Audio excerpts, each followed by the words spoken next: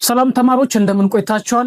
ዛሬም እንግዲህ በሌላ ፕሮግራማችን የቀረብነው ማለት ነው። ዛሬ የምንመለከተው ከስድስተኛ ክፍል ሂሳብ ትምህርት ላይ የተወሰደ ሞዴል ጥያቄ ነው የምንመለከተው ማለት ነው። እንደዚህ ያለ ይዘት ያለው ትምህርት የምትማሩ በየትኛውም በኢትዮጵያ ክልል ላይ ሆናችሁ እንደዚህ ያለ ይዘት ያለው ትምህርት ለምትማሩ ተማሪዎች ይህንን ቪዲዮ እስከ መጨረሻው ድረስ እዩት። እንዲሁም ደግሞ ለቤታችንም ደግሞ አዲስ ከሆናችሁ ሰብስክራይብ በማድረግ አብረን እንቀጥላለን ማለት ነው። ይህንን ጥያቄ ስትመለከቱት እንግዲህ ከስድስተኛ ክፍል ሂሳብ ትምህርት ላይ የተወሰደ ሞዴል ኤግዛም ነው ወይም ደግሞ የሞዴል ጥያቄ ነው ማለት ነው። የተጠየቃችሁትን ጥያቄ ስትመለከቱት ክፍልፋይ ወይም ድብልቅ ቁጥርና አስርዮሽ ቁጥሮችን ደምራችሁ ውጤቱ ከነዚህ ምርጫ ውስጥ ትክክል የሆነው የትኛው ነው ተብላችሁ የተጠየቃችሁት ማለት ነው። ምን ማድረግ አለባችሁ? በፈተና ላይ ወይም ደግሞ እንደዚህ ጥያቄዎችን በምትጠየቁበት ሰዓት አስቀድማችሁ መልስ ከመመለሳችሁ በፊት የተሰጣችሁን ምርጫ በደንብ ማየት ይጠበቅባችኋል ማለት ነው። ምርጫዎቹ እንደምታዩቸው በአስርዮሽ ነጥብና በክፍልፋይ ወይም ደግሞ በድብልቅ ቁጥር ተቀምጠዋል ማለት ነው። ያ ማለት ምን ማለት ነው? በአስርዮሽ እና እንዲሁም ደግሞ መልሳችሁን ወደ ዝቅተኛ ሂሳባዊ ቃል ቀይራችሁ ማስቀመጥ ይሆናል ማለት ነው። ስለዚህ እንዴት አድርገን መስራት አለብን የሚለው ዘዴውን ላሳያችሁ። የተሰጣችሁን ጥያቄ 3 ሙሉ 3 አምስተኛ ሲደመር 31 ነጥብ 32 ምን ማድረግ አለባችሁ?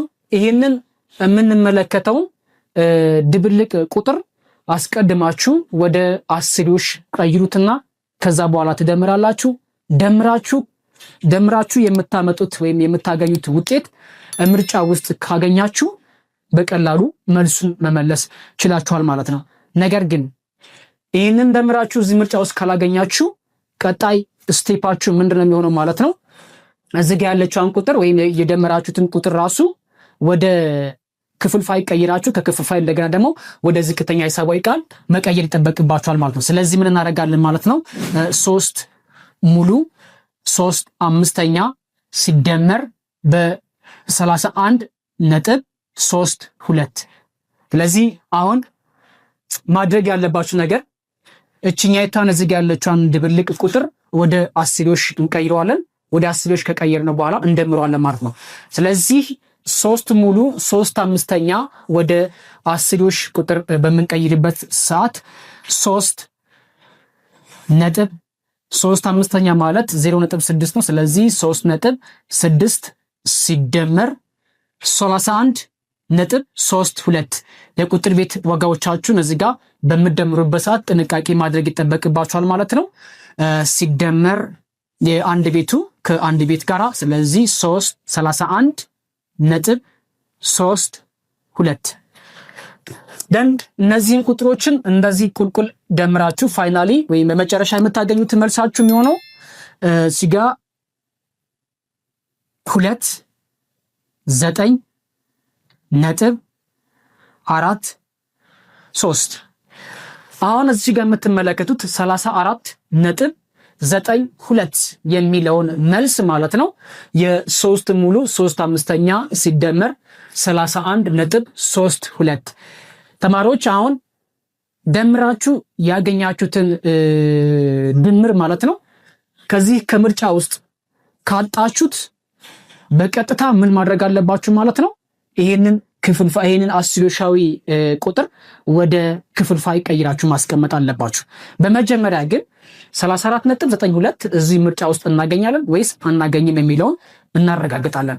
ሐመር ውሃ መላ ያለውን ምርጫ 34.82 ስለዚህ ይሄኛውን መልስ መሆን አይችልም ማለት ነው። ሌላኛው ደግሞ በአስርዮሽ የተቀመጠ መልስ እንመለከታለን።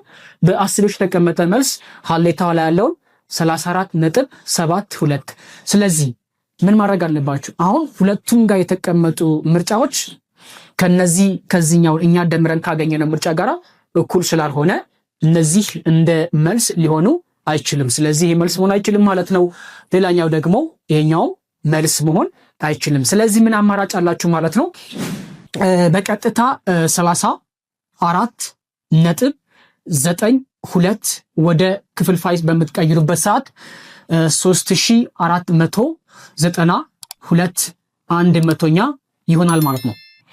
አሁንም የቀየራችሁትን ክፍልፋይ 3492 መቶኛ የሚለው ከቀየራችሁ በኋላ መልሳችሁ ምርጫ ውስጥ አለ ወይስ የለም የሚለውን ከእንደገና ታረጋግጣላችሁ ማለት ነው። እንግዲህ ይሄን ቁጥር እንደምታዩት ህገወጥ ክፍልፋይ ነው። ስለዚህ ምርጫ ውስጥ አላገኘውም ማለት ነው። እነዚህ ምርጫዎች ማለት ምርጫዎቹ ራሱ ስናያቸው በዝቅተኛ ሂሳባዊ ቃል የተቀመጡ ናቸው። ስለዚህ ይሄኛውን የምንመለከተው ክፍልፋይ ማለት ነው ወደ ዝቅተኛ ሂሳባዊ ቃል የግዴታ ቀይራችሁ ማስቀመጥ አለባችሁ። በፈተና ሰዓት ደግሞ እንደነዚህ ያሉ ጥያቄዎችን በምትፈተኑበት ሰዓት ጊዜያችሁን በአግባቡ ለመጠቀም እንደዚህ ጥያቄዎችን በደንብ መልመድ ይጠበቅባችኋል፣ ገና ካሁን ኮዲው ማለት ነው። ስለዚህ ይሄንን ክፍልፋይ በትልቁ የጋራ አካፋያቸው ማለትም የ3492 እና የ100 ትልቁ የጋራ አካፋያቸው 4 ስለሆነ ላዕሉና ታህቱ ለስንት ማካፈል ማለት ነው? ለ4 ማካፈል ይጠበቅብናል ማለት ነው። ስለዚህ መልሳችን የሚሆነው 873 ነው የሚሆነው። 873 ለ25 አሁን 873/25 የሚለውን ክፍልፋይ አሁንም ምርጫ ውስጥ አለ ወይስ የለም የሚለውን ከእንደገና ታረጋግጣላችሁ። ቅድም እንደነገርኳችሁ ይሄኛውን ክፍልፋይ አሁንም ህገወጥ ክፍልፋይ ስለሆነ የግድ ደግሞ አቃለን ማስቀመጥ ስላለብን ይህን ቁጥር ከእንደገና እዚህ ጋር ስንፈልገው የለም። ስለዚህ የእናንተ ያላችሁ አማራጭ ምንድነው ማለት ነው? ይሄንን ወደ ድብልቅ ቁጥር የግድ ማስቀመጥ ተጠበቅባችኋል ማለት ነው። እንግዲህ እዚህ ጋር ያስቀመጥኩላችሁን ክፍልፋይ እኔ መልሱ አልናገርም፣ እንዴት እንደሚሰራ ግን ነግሬያችኋለሁ ማለት ነው። እንዴት መስራት እንዳለባችሁ አሁን አሳይቻችኋለሁ። ስለዚህ የ873/25ኛ ወደ ዝቅተኛ ሂሳባዊ ቃል ስትቀይሩት ከነዚህ ከሁለቱም ምርጫ የትኛው ነው ትክክል የሆነው የሚለው ለእናንተ ትችላችኋለሁ ማለት ነው። ይህን ቪዲዮ እስከ መጨረሻው ድረስ ካያችሁት ይህንን ጥያቄ መልሱን ኮሜንት ላይ አስቀምጡልኝ፣ በደንብ አድርጌ አየዋለሁ። በቀጣይ ደግሞ በሌላ ቪዲዮዎች እንገናኛለን ማለት ነው። 6ኛ ክፍል ተማሪ እንዲሁም ደግሞ 8ኛ ክፍል ተማሪዎች ካላችሁ ከወዲሁም ራሳችሁን አዘጋጁ። ሂሳብ ትምህርትም እጅግ በጣም ቀላል ነገር ነው። በቀጣይ ቪዲዮ እንገናኝ። ይመቻችሁ። መልሱ ኮሜንት ላይ